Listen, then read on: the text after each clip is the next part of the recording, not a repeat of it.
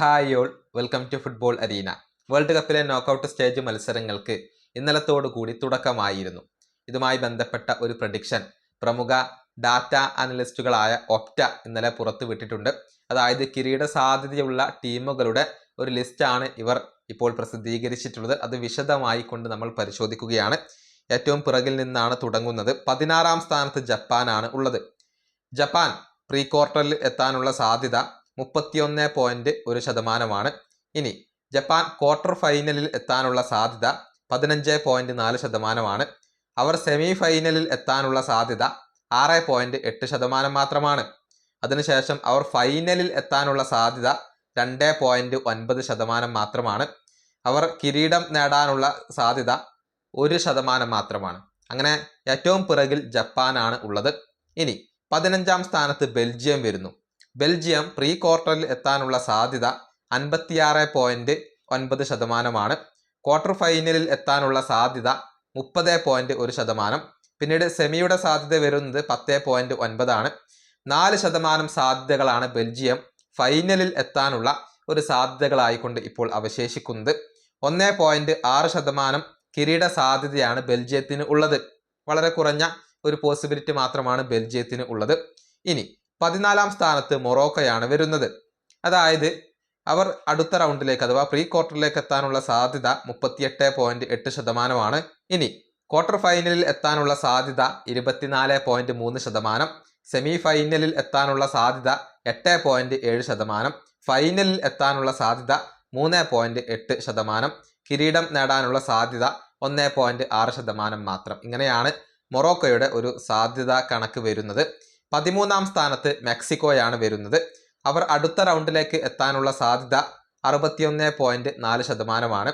ഇനി ക്വാർട്ടർ ഫൈനലിൽ എത്താനുള്ള സാധ്യത 28.3%. സെമിയിൽ എത്താനുള്ള സാധ്യത 12%. ഫൈനലിൽ എത്താനുള്ള സാധ്യത 5%. അതുപോലെ തന്നെ കിരീടം നേടാനുള്ള സാധ്യത 1.8%. ഇങ്ങനെയാണ് മെക്സിക്കോയുടെ ഒരു സാധ്യത കണക്കുകൾ വരുന്നത്. 12ാം സ്ഥാനത്ത് സ്വിറ്റ്സർലൻഡാണ് വരുന്നത്. അവർ അടുത്ത റൗണ്ടിലേക്ക് യോഗ്യത നേടാനുള്ള സാധ്യത 65.2%. ക്വാർട്ടറിൽ എത്താനുള്ള സാധ്യത 33.8%. സെമിയിൽ എത്താനുള്ള സാധ്യത 14%. ഫൈനലിൽ എത്താനുള്ള സാധ്യത 5.8%. അവർ കിരീടം നേടാനുള്ള സാധ്യത 2.2%. ഇനി 11ാം സ്ഥാനത്ത് അമേരിക്കയാണ് വരുന്നത്. അടുത്ത റൗണ്ടിലേക്ക് അമേരിക്ക എത്താനുള്ള സാധ്യത 78.5%. ക്വാർട്ടർ ഫൈനലിൽ എത്താനുള്ള സാധ്യത 42.5%. സെമിയിൽ എത്താനുള്ള സാധ്യത 15.4%. ഫൈനലിൽ എത്താനുള്ള സാധ്യത 5.7% വരുന്നത്. 2.5% അവരുടെ ഒരു കിരീട സാധ്യതയായി കൊണ്ടുവരുന്നത്. ഇനി അമേരിക്കക്ക് മുകളിൽ ഉള്ള ടീം അത് നോർവേയാണ്. 10ാം സ്ഥാനത്ത് നോർവേയാണ്.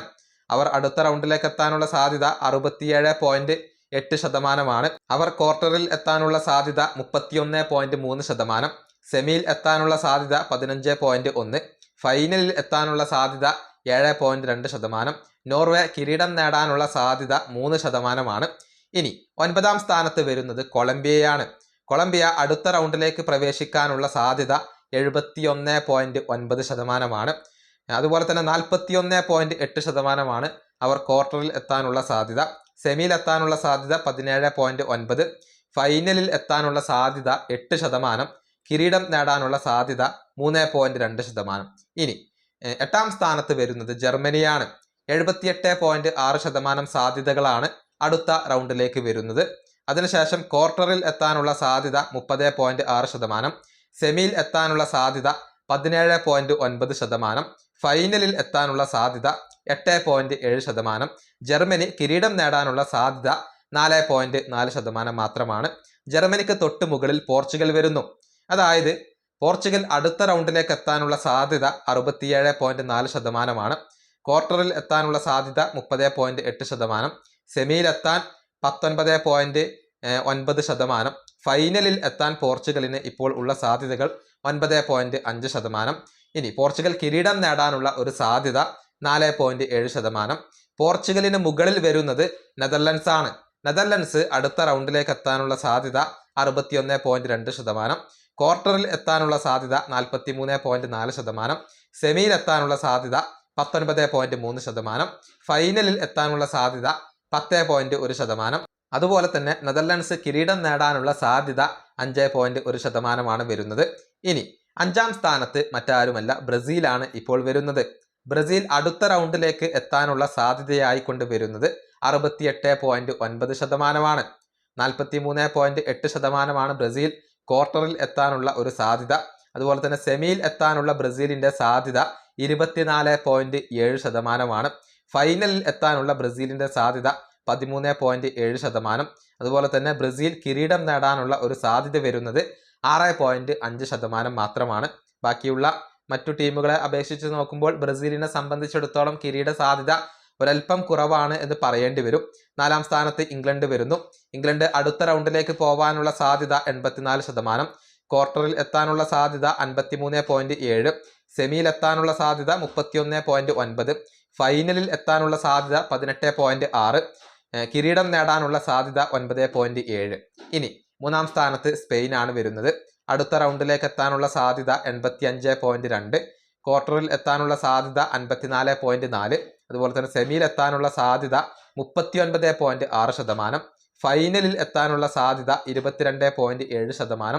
അതുപോലെ തന്നെ കിരീടം നേടാനുള്ള സാധ്യത 13.5%. ഇങ്ങനെയാണ് സ്പെയിനിന്റെ ഒരു സാധ്യതാ കണക്ക് വരുന്നത്.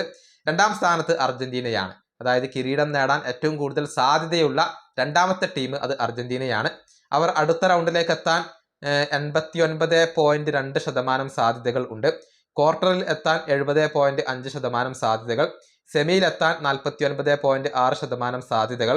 ഫൈനലിൽ എത്താൻ 30% സാധ്യതകൾ. അതായത് പ്രീ ക്വാർട്ടർ മുതൽ ഫൈനൽ വരെയുള്ള ഈ ഘട്ടങ്ങളിൽ ആ റൗണ്ടുകളിലേക്ക് പ്രവേശിക്കാൻ ഏറ്റവും കൂടുതൽ സാധ്യതയുള്ള ടീം അത് അർജന്റീന തന്നെയാണ്. ഫൈനലിൽ മാത്രമാണ് ഒരൽപ്പം അവർക്ക് കുറവുള്ളത്. 16.3% സാധ്യത മാത്രമാണ് അവർക്കിപ്പോൾ കിരീട സാധ്യതയായിക്കൊണ്ട് വരുന്നത്. ഫൈനലിൽ എത്താനും സെമിയിൽ എത്താനും ഒക്കെ ഏറ്റവും കൂടുതൽ സാധ്യതയുള്ള ടീം അത് അർജന്റീന തന്നെയാണ്.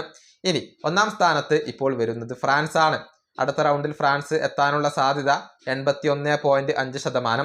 ക്വാർട്ടറിൽ എത്താനുള്ള സാധ്യത 58.3%. സെമിയിൽ എത്താനുള്ള സാധ്യത 42.7%. ഫൈനലിൽ എത്താനുള്ള സാധ്യത 28.4%. കിരീട സാധ്യത ഏറ്റവും കൂടുതൽ ഉള്ളത് ഫ്രാൻസ് തന്നെയാണ്. 18.7% കിരീട സാധ്യത ഇപ്പോൾ ഫ്രാൻസിനുണ്ട്. രണ്ടാമതുള്ള അർജന്റീനക്ക് 16.3%.